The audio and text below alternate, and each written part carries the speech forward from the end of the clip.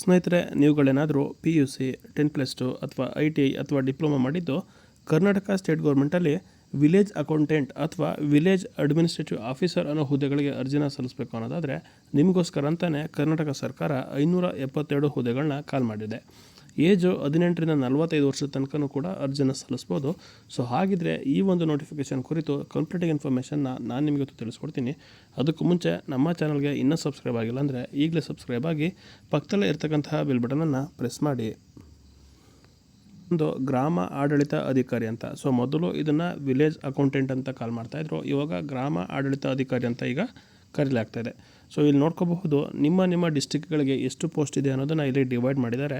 ನೀವು ಎಲ್ಲಿಗೆ ಅಪ್ಲೈ ಮಾಡ್ತೀನಿ ಅನ್ನೋದನ್ನು ಈ ಒಂದು ಲೀಸ್ಟ್ನ ನೋಡಿಕೊಂಡು ಅಪ್ಲಿಕೇಶನ್ನ ಹಾಕಿ. ಅಪ್ಲಿಕೇಶನ್ನ ಆವಾಗಲೇ ಹೇಳಿದೆ, PUC ಮಾಡಿದರೆ ನೀವು ಧೈರ್ಯವಾಗಿ ಅರ್ಜಿನ ಸಲ್ಲಿಸ್ಬೋದು, ಡಿಪ್ಲೊಮಾ ಮಾಡಿದರೂ ಕೂಡ ಧೈರ್ಯವಾಗಿ ಅರ್ಜಿನ ಸಲ್ಲಿಸ್ಬೋದು. ಯಾವುದೇ ರೀತಿ ನಿಮಗೆ ದೋಷ ಇಲ್ಲಿ ಕಂಡು ಬರೋದಿಲ್ಲ. ಸೊ ಯಾವುದೇ ರೀತಿ ನಿಮಗೆ ಕನ್ಫ್ಯೂಷನು ಇಲ್ಲಿ ಬರೋದಿಲ್ಲ. ಸೊ ಕನ್ಫ್ಯೂಷನ್ ಬರೋದಿಲ್ಲ ಅಂದರೆ ಇನ್ ಕೇಸ್ ನೀವುಗಳೇನಾದರೂ ITI ಮಾಡಿದರೆ ನೀವು NIOS ನಡೆಸೋಕ್ಕಂತಹ ಒಂದು ಎಕ್ಸಾಮಿನೇಷನಲ್ಲಿ ಒಂದು ಭಾಷಾ ಪರೀಕ್ಷೆ ಮತ್ತು ಯಾವುದಾದ್ರು ಒಂದು ಬೇರೆ ಸಬ್ಜೆಕ್ಟ್ನಲ್ಲಿ ಕ್ಲಿಯರ್ ಮಾಡಿರಬೇಕಾಗುತ್ತೆ NIOS ಕಡೆಯಿಂದ. ಸೊ ಆ ಸರ್ಟಿಫಿಕೇಟ್ ಇರೋರು ಮಾತ್ರ ಅರ್ಜಿನ ಸಲ್ಲಿಸ್ಬೋದು.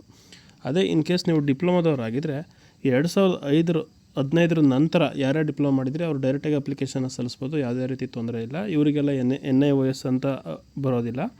ಅದೇ ನೀವುಗಳೇನಾದರೂ 2015ಕ್ಕಿಂತ ಹಿಂದಿನ ವರ್ಷದಲ್ಲಿ ಅಂದರೆ 2014, 13, 12 ಈ ಥರ ಏನಾದರೂ ಪಾಸಾಗಿದ್ದರೆ ನೀವು ಕೂಡ NIOS ಬಗ್ಗೆ ತಲೆ ಕೆಡಿಸ್ಕೊಳ್ಳೋ ಥರ ಇಲ್ಲ. ನೀವೇನೆಂದರೆ ಕೇವಲ ಒಂದು ಕನ್ನಡ ಭಾಷಾ ಪರೀಕ್ಷೆ ಅಂತ ಇರುತ್ತೆ, ಅದನ್ನು ಮಾತ್ರ ಅಟೆಂಡ್ ಮಾಡಿ ಕ್ಲಿಯರ್ ಮಾಡಬೇಕು. ಸೊ ಅರ್ಜಿನ ಸಲ್ಲಿಸೋದಕ್ಕೆ ಎಲಿಜಿಬಲ್ ಇರ್ತೀರಾ, ಕನ್ನಡ ಭಾಷಾ ಪರೀಕ್ಷೆನ ಮಾತ್ರ ಬರೀತೀರಾ. 2015 ನಂತರ ಡಿಪ್ಲೊಮಾ ಪಾಸ್ ಮಾಡಿರೋಂಥವ್ರು ಡೈರೆಕ್ಟಾಗಿ ಅಪ್ಲಿಕೇಶನ್ ಹಾಕಿ, ನಿಮ್ಗೆ ಯಾವುದೇ ರೀತಿ ಕನ್ನಡ ಭಾಷಾ ಪರೀಕ್ಷೆ ಇರೋದಿಲ್ಲ. ಸ್ನೇಹಿತರೆ, ಹಾಗೆಯೇ ವಯೋಮಿತಿ ಬಗ್ಗೆ ತಿಳ್ಕೊಳ್ಳೋದಾದರೆ ಸಾಮಾನ್ಯ ಅರ್ಹತೆ ಅಂತ ಅಭ್ಯರ್ಥಿಗಳಿಗೆ, ಜನರಲ್ ಕ್ಯಾಂಡಿಡೇಟ್ಗಳಿಗೆ 40 ವರ್ಷದ ತನಕ ಅರ್ಜಿನ ಸಲ್ಲಿಸ್ಬೋದು. ಸೊ ಎಲ್ರಿಗೂ ಕೂಡ ಮಿನಿಮಮ್ 18 ವರ್ಷ ಆಗಿರಲೇಬೇಕು. ಮ್ಯಾಕ್ಸಿಮಮ್ ಬಂದುಬಿಟ್ಟು 40 ವರ್ಷ ಜನರಲ್ ಕ್ಯಾಂಡಿಡೇಟ್ಸ್ಗೆ. ಅದೇ ಪ್ರವರ್ಗ 2A, 2B, 3A, 3B ಅವ್ರಿಗೆ 43 ವರ್ಷ ತನಕ ಇಲ್ಲಿ ಅವಕಾಶನ ಕೊಟ್ಟಿದ್ದಾರೆ. ಅದ್ರ ಜೊತೆ ಪರಿಶಿಷ್ಟ ಜಾತಿ, ಪರಿಶಿಷ್ಟ ಪಂಗಡ ಮತ್ತು ಪ್ರವರ್ಗ 1 ಇವರಿಗೆ 45 ವರ್ಷ ತನಕ ಅರ್ಜಿನ ಸಲ್ಲಿಸೋದಕ್ಕೆ ಇಲ್ಲಿ ಅವಕಾಶನ ಮಾಡಿಕೊಟ್ಟಿದ್ದಾರೆ. ಹಾಕೋದು ಅನ್ನೋ ಥರ ನೀವು ಕೇಳೋದಾದರೆ ಅಪ್ಲಿಕೇಶನ್ ನೀವು ಆನ್ಲೈನ್ ಮುಖಾಂತರನೇ ಸಲ್ಲಿಸಬೇಕು. ಸೊ ನಾನು ಲಿಂಕಲ್ಲಿ ಡಿಸ್ಕ್ರಿಪ್ಷನಲ್ಲಿ ಲಿಂಕ್ನ ಕೊಟ್ಟಿರ್ತೀನಿ, ನೀವು ಅಲ್ಲಿ ಅದನ್ನು ಯೂಸ್ ಮಾಡಿಕೊಂಡು ಡೈರೆಕ್ಟಾಗಿ ಅಪ್ಲಿಕೇಶನ್ ಹಾಕೋಂಥ ಪೋರ್ಟಲ್ಗೆ ಹೋಗ್ಬೋದು, ಯಾವುದೇ ರೀತಿ ತೊಂದರೆ ಇಲ್ಲ. ಸೊ ಮತ್ತು ಅರ್ಜಿನ ನೀವು ಯಾವುದಾದ್ರೂ ಒಂದು ಡಿಸ್ಟಿಕ್ಕಿಗೆ ಮಾತ್ರ ಸಲ್ಲಿಸ್ಬೋದು, ಎಲ್ಲ ಡಿಸ್ಟಿಕ್ಕಿಗೂ ನೀವು ಸಲ್ಲಿಸೋದಕ್ಕೆ ಆಗೋದಿಲ್ಲ. ಸೊ ಒಂದು ಅಪ್ಲಿಕೇಶನ್ನು ಒಂದು ಡಿಸ್ಟಿಕ್ಕು ಎಲ್ಲಿ ಅಂತ ಚೂಸ್ ಮಾಡಿ, ಎಲ್ಲಿ ಹಾಕಿದ್ರೆ ನಾನು ಸೇಫ್ ಇರ್ತೀನಿ, ಎಲ್ಲಿ ಹಾಕಿದ್ರೆ ನನ್ನ ಕೆಪಾಸಿಟಿಗೆ ನಾನು ಕೆಲಸ ತೊಗೋತೀನಿ ಅಂತ ನಿಮಗೆ ಅನಿಸುತ್ತೆ ಆ ಒಂದು ಡಿಸ್ಟಿಕ್ಕಿಗೆ ಹಾಕಿ. ಸೊ ಮತ್ತು ಅರ್ಜಿನ ಸಲ್ಲಿಸೋದಕ್ಕೆ ಇವಾಗ ಆಲ್ರೆಡಿ ಸ್ಟಾರ್ಟ್ ಆಗಿರುತ್ತೆ 11ನೇ ತಾರೀಕಿಂದ. ಸೊ ನಂತರ ಅರ್ಜಿನ ಸಲ್ಲಿಸೋದಕ್ಕೆ ಕೊನೆಯ ದಿನಾಂಕ ಬಂದು 30/7/2026 ಆಗಿರುತ್ತೆ. ಸೊ 20 ಡೇಸ್ ನಿಮಗೆ ಟೈಮ್ನ ಕೊಟ್ಟಿದ್ದಾರೆ, ಅಷ್ಟರೊಳಗಡೆ ಅರ್ಜಿನ ಸಲ್ಲಿಸಿ. ಹಾಗೆಯೇ ಅಪ್ಲಿಕೇಶನ್ ಫೀಸ್ ಅಮೌಂಟ್ನ ನೀವು ಪೇ ಮಾಡೋದಕ್ಕೆ 31/7/2026 ಆಗಿರುತ್ತೆ. ಸೊ ಒಂದಿನ ಎಕ್ಸ್ಟ್ರಾ ಕೊಟ್ಟಿರ್ತಾರೆ. ಸೊ ಇದು ಡೇಟ್ ಇಂಪಾರ್ಟೆಂಟ್ ಆಗಿರುತ್ತೆ, ಸ್ವಲ್ಪ ನೋಡಿಕೊಂಡು ಅರ್ಜಿನ ಸಲ್ಲಿಸಿ. ತಿಳ್ಕೊಳ್ಳೋದಾದರೆ, ಸೊ ಸೆಲೆಕ್ಷನ್ ಆದ ನಂತರ ಅಭ್ಯರ್ಥಿಗಳನ್ನು ಡೈರೆಕ್ಟಾಗಿ ಪರ್ಮನೆಂಟ್ ಕೊಡೋದಿಲ್ಲ, ಪ್ರೊಬೇಷನರಿ ಪೀರಿಯಡಲ್ಲಿ ಇಟ್ಟಿರ್ತಾರೆ. ಸೊ ಇದು ಎಲ್ಲ ಕಡೆ ಗೌರ್ಮೆಂಟಲ್ಲಿ ಕಾಮನ್ ಇರುತ್ತೆ, ತಲೆ ಕೆಡಿಸ್ಕೊಳ್ಳೋಂಥ ಅವಶ್ಯಕತೆ ಇಲ್ಲ. ನೀವು ಸೆಲೆಕ್ಟ್ ಆಗೋದ್ರ ಕಡೆ, ಎಕ್ಸಾಮ್ ಬರೆಯೋದ್ರ ಕಡೆ ನೀವು ಕಾನ್ಸಂಟ್ರೇಷನ್ನ ಮಾಡಿ. ಇಲ್ಲಿ 2 ವರ್ಷಗಳ ಕಾಲ ನಿಮ್ಮನ್ನ ಕಾಯಂ ಪೂರ್ವ ಅವಧಿ ಅಂದರೆ ಪ್ರೊಬೇಷನರಿ ಪೀರಿಯಡಲ್ಲಿ 2 ವರ್ಷ ಇಟ್ಟಿರ್ತಾರೆ. ಸೊ ಆ ಪ್ರೊಬೇಷನರಿಯಲ್ಲೇ ನಿಮಗೆ ಈ ಒಂದು ಬೇಸಿಕ್ಕು ಮತ್ತು DA, TA, HRA ಏನೇನು ಸಿಗಬೇಕು ನಿಮಗೆ ಎಲ್ಲ ಸವಲತ್ತುಗಳು ನಿಮಗೆ ಸಿಗ್ತಾ ಹೋಗುತ್ತೆ. ಯಾವುದೇ ರೀತಿ ಕಡಿಮೆ ವೇತನ, ಕಡಿಮೆ ಸಿಗೋದು, ಟ್ರೈನಿಂಗ್ ಪೀರಿಯಡು, ಕಮ್ಮಿ ಸ್ಟೈಫಂಡ್ ಅನ್ನೋ ಥರ ಏನೂ ಇರಲ್ಲ. ಕೆಲಸಕ್ಕೆ ಸೇರಿದ ಮೊದಲನೇ ದಿನದಿಂದನೇ ಇದೇ ಬೇಸಿಕ್ಕು ನಿಮಗೆ ಫಿಕ್ಸ್ ಆಗುತ್ತೆ. ಸೊ 34,100 ರೂಪಾಯಿ ಬೇಸಿಕ್ ಇದೆ. ಸೊ ಗ್ರಾಸ್ ಸ್ಯಾಲ್ರಿ ನಿಮಗೆ ಒಂದು 50,000 ತನಕ ಮೊದಲ ತಿಂಗಳಿಂದನೇ ಸಿಗ್ತಾ ಹೋಗುತ್ತೆ, ಯಾವುದೇ ರೀತಿ ಅನುಮಾನ ಇಲ್ಲ ಇದರಲ್ಲಿ. ಸೊ ಸಂಸ್ಥೆಯೂ ಚೆನ್ನಾಗಿದೆ, ಡಿಪಾರ್ಟ್ಮೆಂಟು ಚೆನ್ನಾಗಿದೆ, ಪೊಸಿಷನ್ನು ಕೂಡ ಚೆನ್ನಾಗಿದೆ. ಇವಾಗಿಂದನೇ ಉತ್ತಮವಾಗಿ ತಯಾರಿ ಮಾಡಿ ಎಕ್ಸಾಮ್ನ ನೀಟಾಗಿ ಬರೆಯಿರಿ. ನಂತರ ಅರ್ಜಿ ಶುಲ್ಕ ನೋಡೋದಾದರೆ ಸಾಮಾನ್ಯ ಅರ್ಹತೆ ಇರುವಂಥವ್ರಿಗೆ ಮತ್ತು ಇತರೆ ಪ್ರವರ್ಗಗಳು ಅಂದರೆ ಪ್ರವರ್ಗ 2A, 2B, 3A, 3B ಮತ್ತು ಜನರಲ್ ಕ್ಯಾಂಡಿಡೇಟ್ಗಳಿಗೆ 750 ರೂಪಾಯಿಗಳ ಅರ್ಜಿ ಶುಲ್ಕನ ಇಲ್ಲೇ ಇಟ್ಟಿರಲಾಗುತ್ತೆ. ಸೊ ಇದರಲ್ಲಿ 500 ರೂಪಾಯಿ application fees plus 250 processing fees ಅಂತ ಇದ್ದಾರೆ. ಅವ್ರು ಏನೇ ಹೇಳಿದ್ರು ಕೂಡ 750 ರೂಪಾಯಿ ನಾವು ಕೈಯಿಂದ ಕಟ್ಟೋದನ್ನು ತಪ್ಪೋಂಗಿಲ್ಲ.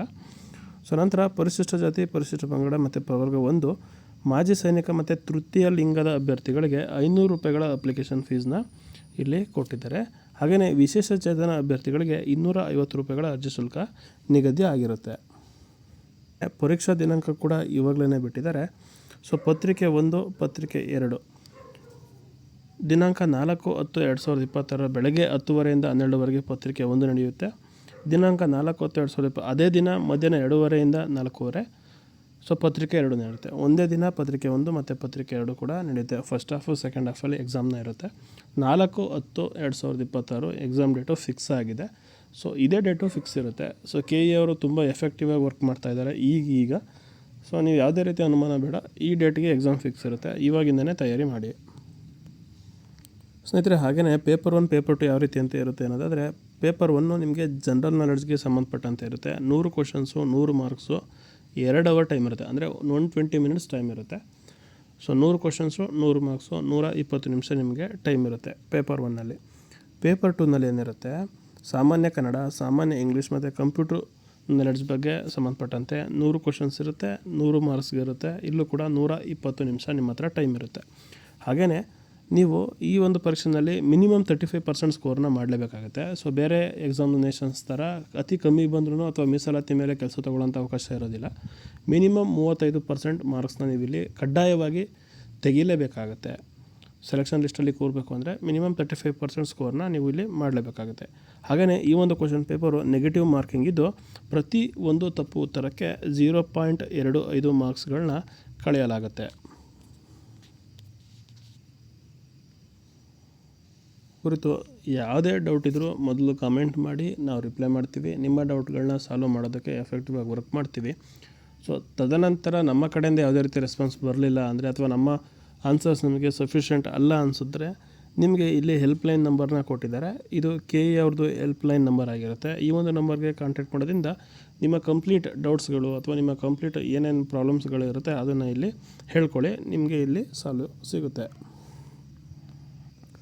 ಸ್ನೇಹಿತರೆ, ಇವತ್ತಿನ ವಿಡಿಯೋದಲ್ಲಿ ಇಷ್ಟೇ ಆಗಿತ್ತು ಮಾಹಿತಿ. ನಮ್ಮ KE ಕಡೆಯಿಂದ ನಡೆಸ್ತಾ ಇರ್ತಂಥ ಗ್ರಾಮ ಆಡಳಿತ ಅಧಿಕಾರಿ ಹುದ್ದೆಗಳ ಕುರಿತು ಈ ಒಂದು ಇನ್ಫಾರ್ಮೇಷನ್ ಆಗಿತ್ತು. ಸೊ ಈ ಒಂದು ಇನ್ಫಾರ್ಮೇಷನ್ ಕುರಿತು ಏನೇ ಡೌಟ್ ಇದ್ದರೂ ಕಾಮೆಂಟ್ ಮಾಡಿ ರಿಪ್ಲೈ ಮಾಡ್ತೀವಿ ಅಂತ ಹೇಳ್ತಾ ಸಿಗೋಣ ಮುಂದಿನ ವಿಡಿಯೋದಲ್ಲಿ. ಅಲ್ಲಿ ತನಕ good luck, all the best.